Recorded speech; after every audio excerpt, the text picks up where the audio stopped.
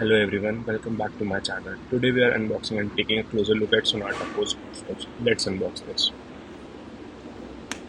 First impressions are crucial, and this watch certainly delivers.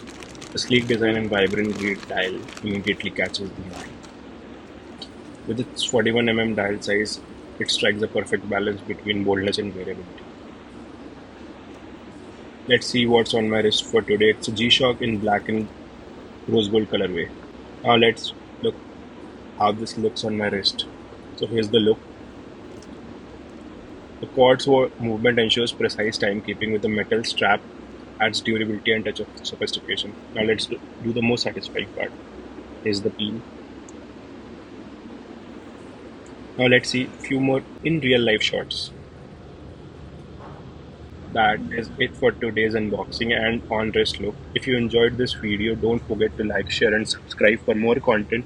Until next time, stay stylish.